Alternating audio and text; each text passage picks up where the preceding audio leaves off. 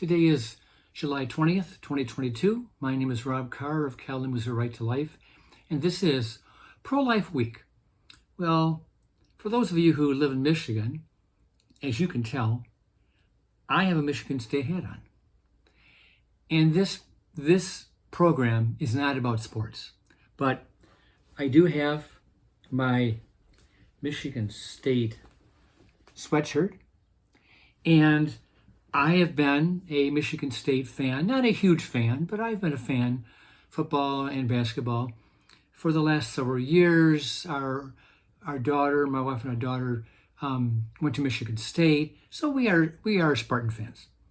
But today, I am taking off my hat, and I just want to give a shout out to the University of Michigan football coach, Jim Harbaugh.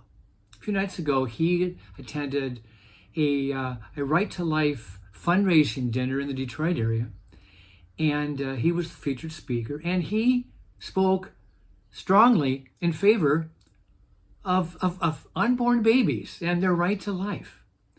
And, as we all know, we are living in a cancel culture right now, where if you say the wrong thing, if you use the wrong pronoun, they may want to expel you or fire you. If you say the wrong thing or do the wrong thing, you could be fired. I think back when I was a much younger person, about 40 years ago, I coined a term that unfortunately did not stick. And the term was politically fashionable.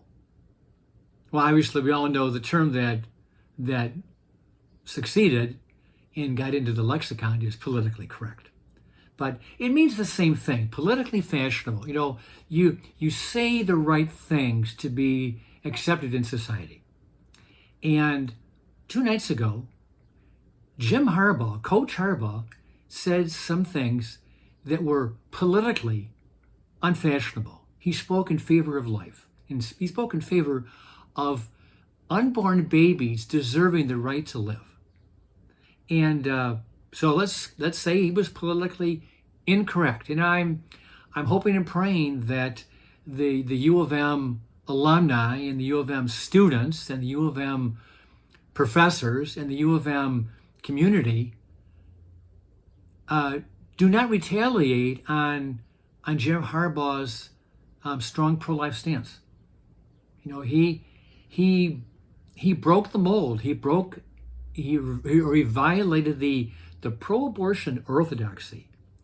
And for a secular university like U of M to have a high-profile coach, such as Jim Harbaugh, saying things that are totally contrary to the orthodoxy of the pro-abortion movement and the liberal intelligentsia, that there could be some retribution.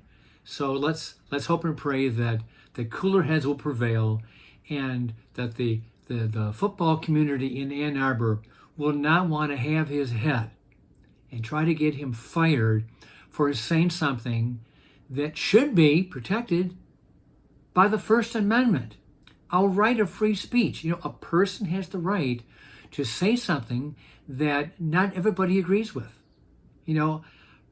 We all have disagreements. I have disagreements with my wife. That doesn't mean that I'm going to divorce her.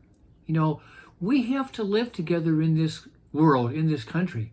And just because you may be offended by what somebody has said does not give you the right to have that person fired or silenced or gagged. So kudos to Jim Harbaugh. I appreciate his guts, his courage, his strength of character to say what he said in a public forum, and perhaps to face the wrath of the pro-abortion zealots living in Ann Arbor or across the state of Michigan. Jim Harbaugh, you are my hero today. Thank you, thank you, thank you. And then one last item. I just saw on a pro-life website that tomorrow, maybe Thursday, our dearly beloved pro-abortion zealot ideologue Governor Gretchen Whitmer plans to veto a $20 million bill that was approved by the House and Senate in Lansing.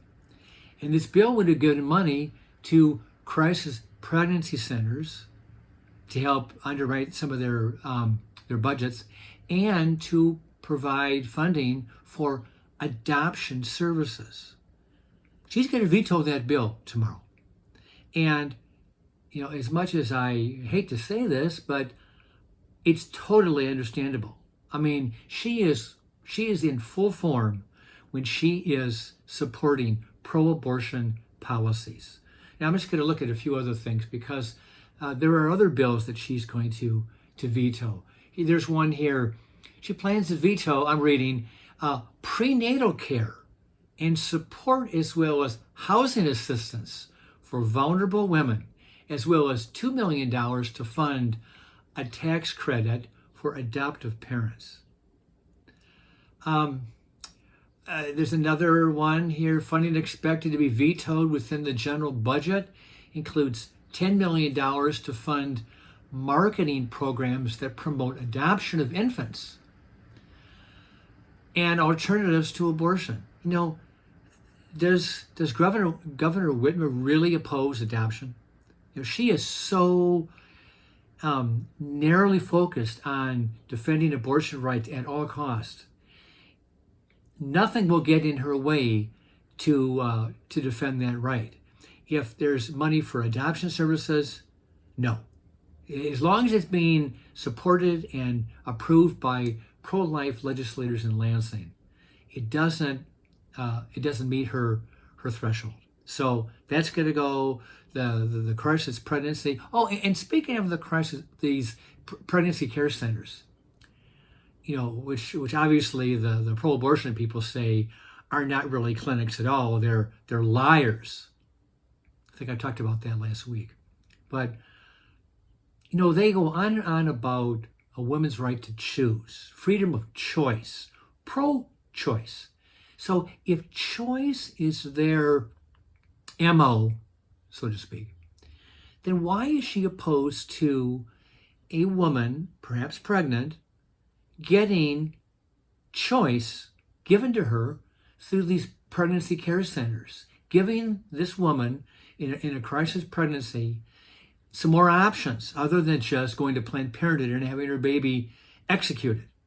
So what's wrong with choice? If Gretchen Whitmer believes in pro-choice, then why is she vetoing a bill that provides funding for pro-choice options for women?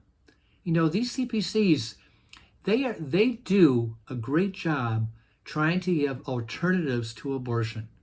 And if they give women some extra choices, that should be a good thing. But obviously, the governor doesn't think so. So I'm gonna close with this.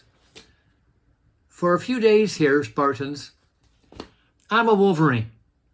Thank you, Jim Harbaugh, for being the man of courage and speaking out in favor of life.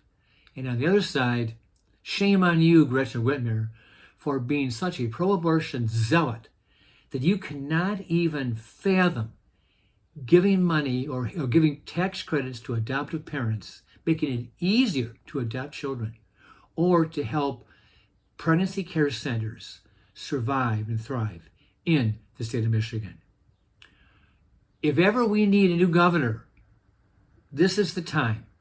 This is the hour. Tudor Dixon is the Right to Life of Michigan endorsed candidate. August 2nd is the primary. And she is one of several candidates. And she needs your vote in the Michigan primary so she can face Gretchen Whitmer in November and defeat her and give Michigan a chance to be a pro-life state without the clutches of a pro-abortion zealot at the helm. Tudor Dixon for governor. With that, I'll let you go. I'll see you next time.